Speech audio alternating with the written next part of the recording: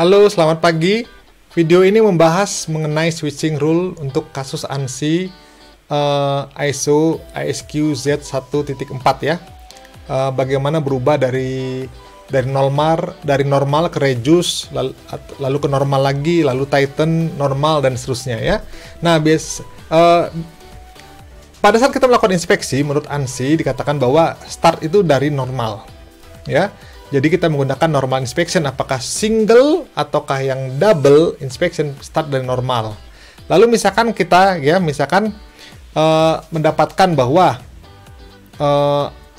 ada lot yang ditolak. Misalkan 2 dari 5 lot ditolak, misalkan 2 dari 5 itu artinya berturut-turut 2 kali ditolak, bisa ya. 2 dari 3 ditolak bisa ya.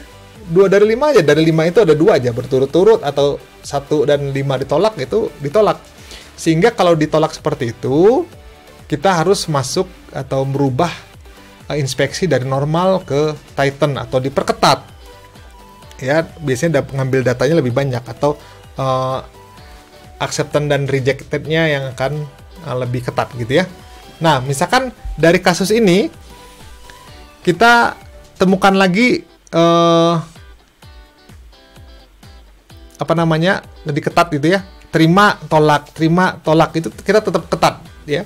Kenapa? Karena kita kalau misalnya gagal melewati 5 kali berturut-turut diterima, itu akan menuju ke sini ya. Kalau 10 kali berturut-turut tighten inspection, maka discontinue, berhenti. Wah, ini ada masalah dengan incoming lot ya.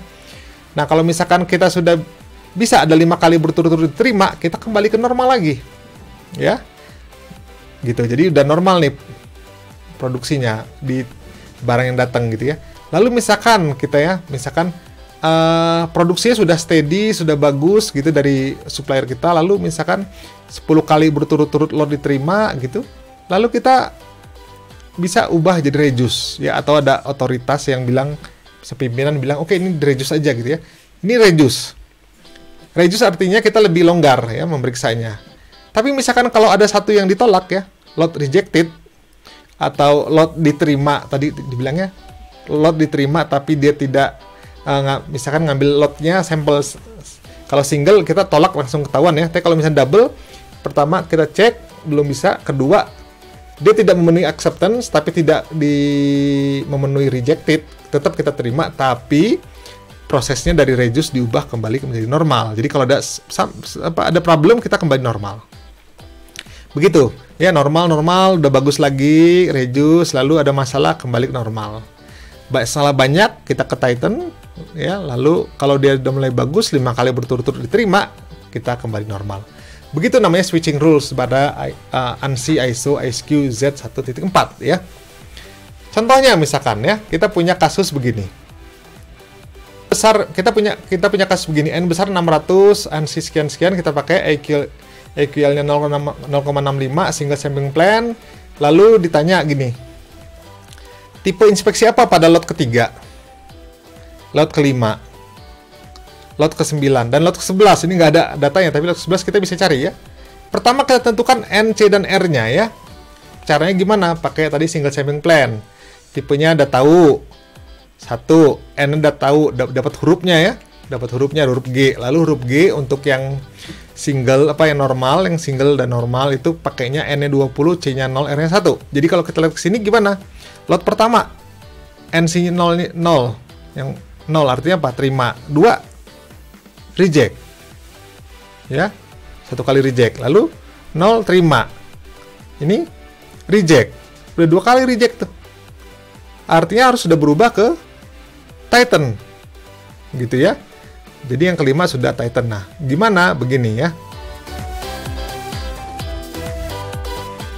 Normal, accepted, reject. Ini reject. 2 kali berturut-turut reject ya. Dari 4 ini ya. Sebenarnya lebih parah dari 4 daripada 2 dari 5 ya. Lalu langsung kita ubah menjadi ketat ya. Tighten. Tighten itu tadi 32, 0 dan 1. 0 ini reject lagi. Ya. Jadi nggak bisa dia 5 kali berturut-turut. Kalau 5 kali berturut-turut kita kembalikan ke normal ya. Lalu ini terima, reject lagi. Sehingga lot ke-11 masih pakai Titan. Begitu. Gitu ya, gampang ya. Oke. Kalau ada yang mau bertanya silakan di kolom komentar. Terima kasih, saya Marit Nenggolan.